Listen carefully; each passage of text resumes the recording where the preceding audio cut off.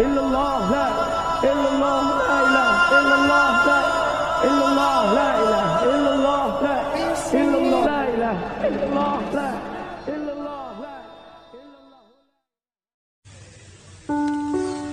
Satu hari, tokoh besar bernama Imam Hasan Al-Basri tengah berjalan di pasar kota Basrah. Datang seseorang lalu bertanya kepada beliau, "Ya Aba Ishaq," wahai Abu Ishaq, panggilan buat Imam Hasan Al-Basri. Katanya dalam Quran itu, "Ud'uni astajib lakum." Berdoalah kepadaku, aku akan jawab doamu. Mintalah kepadaku, aku akan penuhi permintaanmu. Begitu janji Allah dalam Quran. Lah kami ini, kata si orang tadi, sudah lama berdoa kepada Allah. Sudah banyak kali kami memohon kepadanya. Wah, kok sampai sekarang doa kami nggak dijawab-jawab, nggak pernah dikabulkan. Ini bagaimana? Katanya berdoa, aku kabulkan. Sudah lama kami berdoa. Kenapa nggak pernah dikabul-kabulkan?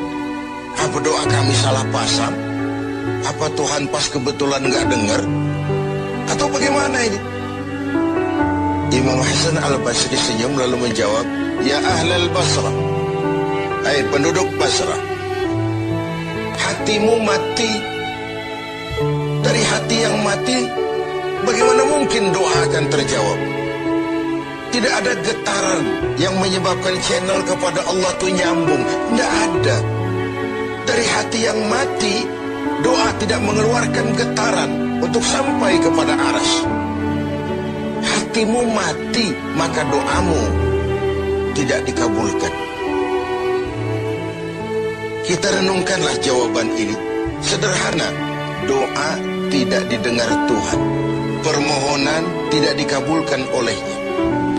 Tapi kalau kita mau menukik kepada renungan yang lebih jauh, kemalangan apa yang lebih besar selain daripada kalau Allah sudah berpaling kepada kita dalam hidup ini? Permohonan tidak didengar, doa tidak dikabulkan, Allah sudah masa bodoh dengan kita. Kemana lagi langit tempat kita bernaung? Kemana lagi bumi tempat kita berpijak? Kalau Allah sudah berpaling dalam hidup ini kepada kita, itulah kemalangan yang paling besar dalam hidup ini. Sementara kita berleha-leha, menurut kita kemalangan itu kehilangan jabatan, kemalangan itu kehilangan harta benda, kemalangan itu adalah kehilangan orang yang kita sayangi. Allah berpaling dalam hidup kita, tidak pernah kita melakukan evaluasi. Nah, apa yang menyebabkan hati itu jadi mati?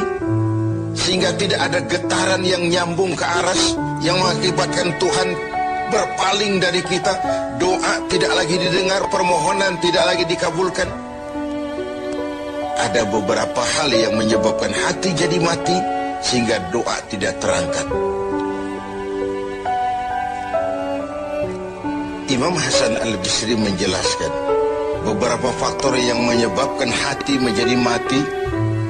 Tidak ada lagi getaran yang mengantarkan doa ke aras, sehingga Tuhan pun berpaling. Yang pertama, kata beliau, "Araftumullaha wa lam tu'tuhu haqqah."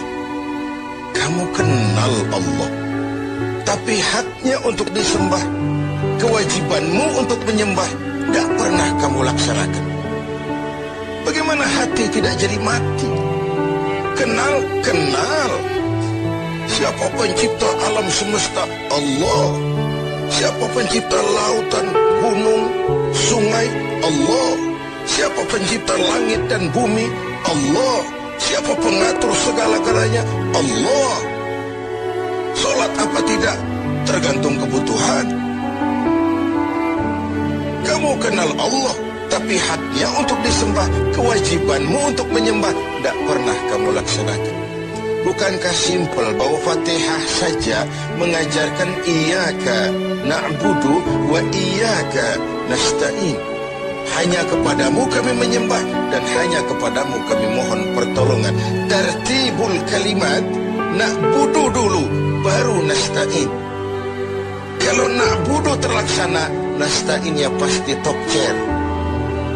Hanya kepadamu kami menyembah, hanya kepadamu kami mohon pertolongan. Kalau ibadah beres, pertolongan pasti datang.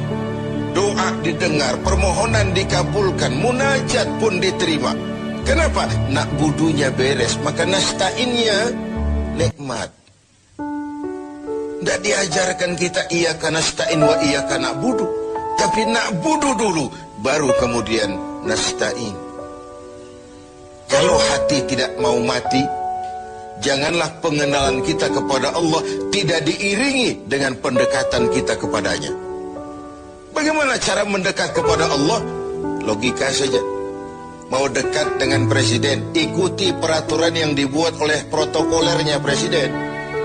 Mau dekat dengan gubernur, ikuti peraturan yang disusun oleh protokolnya gubernur. Tidak bisa mau dekat dengan gubernur bikin peraturan sendiri.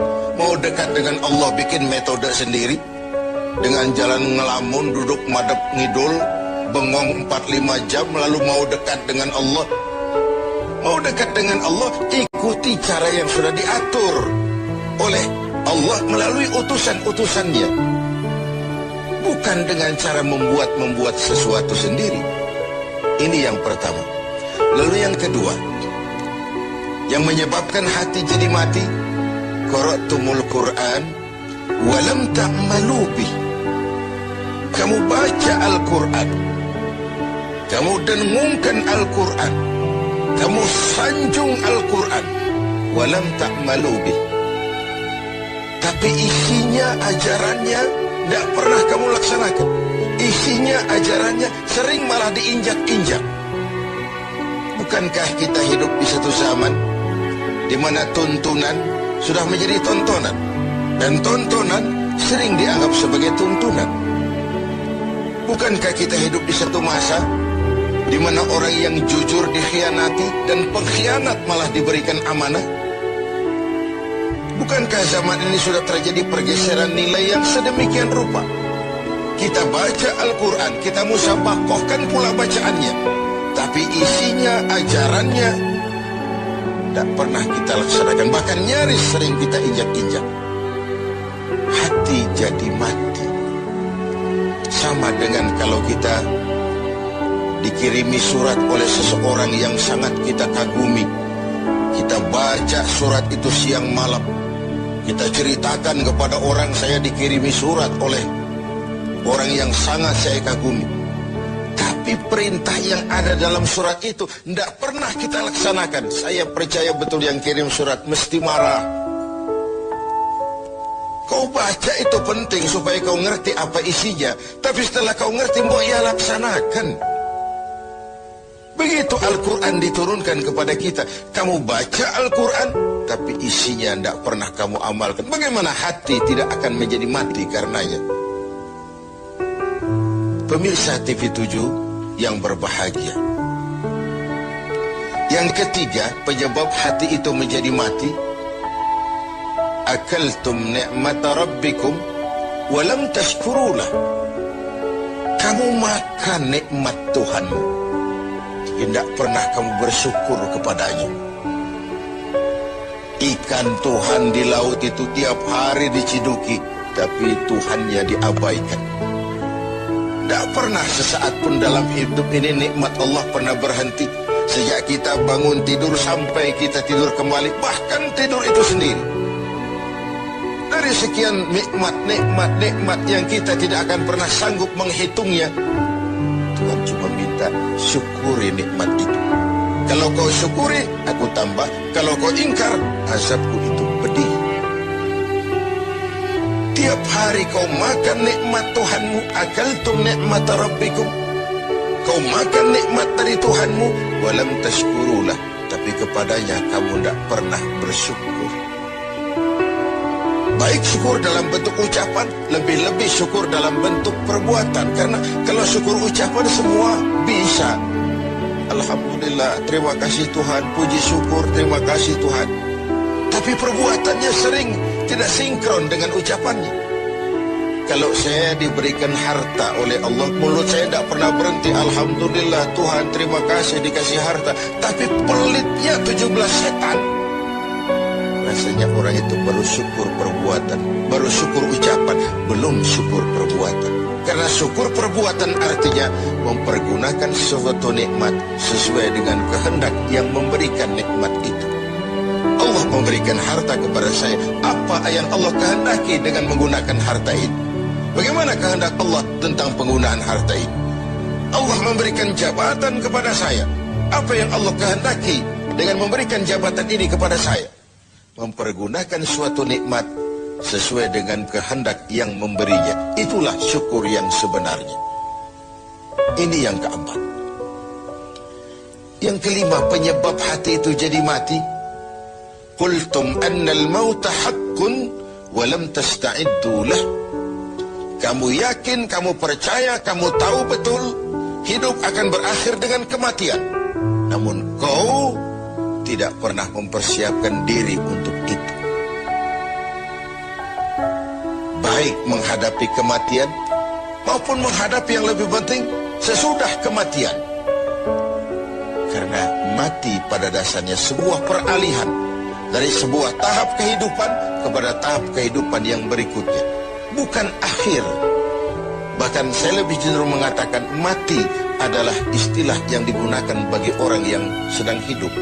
Sipulan mati itu kan kata yang hidup.